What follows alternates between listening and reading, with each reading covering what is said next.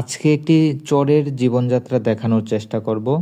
স্থানীয়দের কাছে এই চরটি দেলুয়াবাড়ি চর নামেই পরিচিত। গাইবান্ধা জেলার ফুলছড়ি উপজেলার একটি ইউনিয়ন ফুলছড়ি। ফুলছড়ি ইউনিয়নে 3টি নদী রয়েছে: তিস্তা, ব্রহ্মপুত্র, সরাই নদী। বন্যা ও নদী ভাঙ্গনের ফলে কখনো কখনো উক্ত নদীগুলোর বিভিন্ন পরিবর্তন হয়ে থাকে। নদী ভাঙ্গন বাংলাদেশের একটি নিয়মিত দুর্যোগ।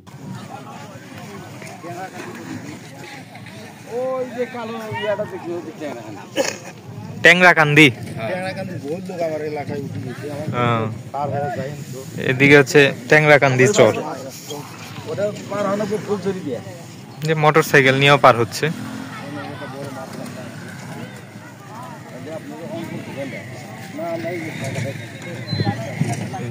মোটর সাইকেল পার হয়েছে এটা দিয়ে। ওই যে চরের ওই পাশে মহিষ দেখা যাচ্ছে, জুম করি, এই যে মহিষ দেখা যাচ্ছে। এমনই আরেকটি ইউনিয়ন হলদিয়া ইউনিয়ন। গাইবান্ধা জেলার সাঘাটা উপজেলার যমুনা নদীর বেষ্টনীতে আবদ্ধ এই ইউনিয়ন। প্রতি বছর শত বছরের কালের সাক্ষী বিটে মাটি যমুনার ভাঙনে ভেসে যায় অজানা কারণে, কিন্তু বাস্তু ভিটাহারা মানুষগুলো তাদের সর্বস্ব হারিয়ে বিভিন্ন চরাঞ্চলে জীবন জীবিকার তাগিদে ছুটে বেড়ায়।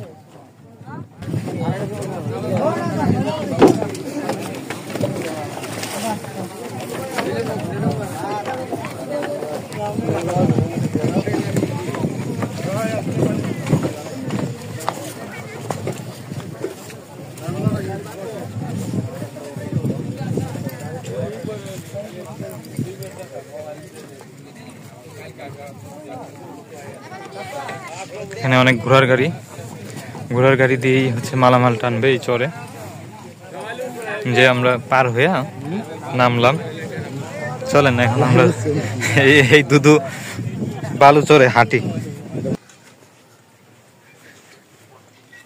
সব টিনের ঘর।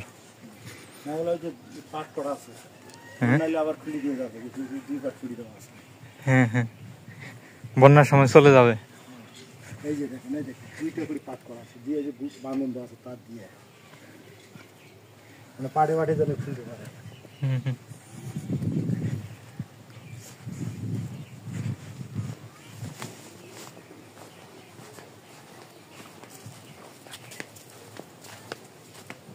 সাইনবোর্ড আছে, SKS অক্সফার্ম। এটা বাজার, দোকানপাট আছে এখানে। বাজার আর কি, চরের মধ্যে একটু বাজার আর কি। আর বিশাল চর। আমরা সাঘাটা বাজার থেকে নৌকা দিয়ে নদী পার হয়েছি, পার হয়ে এই পারে আসছে। এই পারে গ্রামের দৃশ্যগুলা, ফসলের মাঠ আছে, সব জায়গায় টিনের ঘরবাড়ি। দেলুয়াবাড়ি, বাগবাড়ি, উত্তর দিগলকান্দি পাশাপাশি 3টি গ্রাম বিচ্ছিন্ন এই চরটিতে অবস্থিত। দেলুয়াবাড়ি, বাগবাড়ি গ্রাম দুইটি ফুলছড়ি ইউনিয়নের 18টি গ্রামের মধ্যে 2টি গ্রাম, আর উত্তর দিগলকান্দি গ্রামটি হলদিয়া ইউনিয়নের একটি গ্রাম। এই চরটিতে 2টি ছোট বাজার চোখে পড়ে, একটি যমুনার বাজার, আরেকটি আনন্দ বাজার। 2 বছর আগেও এই চরে মোবাইল নেটওয়ার্ক ছিল না, এখন গ্রামীণ ফোনের একটি টাওয়ার হয়েছে।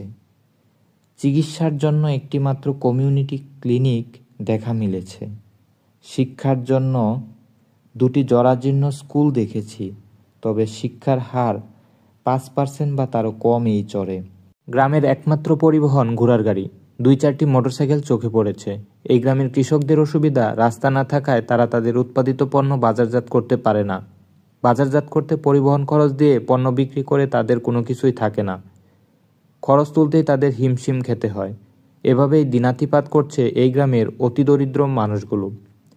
স্থানীয় কয়েকজনের সাথে কথা বলে জানা যায় 40 বছর বা তারও বেশি সময় ধরে এই চরে তারা বসবাস করে আসছে। তবে প্রতি বছর বন্যায় ক্ষয়ক্ষতি হবে না এই নিশ্চয়তা নেই। বন্যা থেকে গ্রামটিকে বাঁচাতে বসতবাড়ি উঁচুকরণ এবং নদীর পাশে বাঁধ, গ্রামের ভিতরে রাস্তার উন্নয়ন করতে হবে।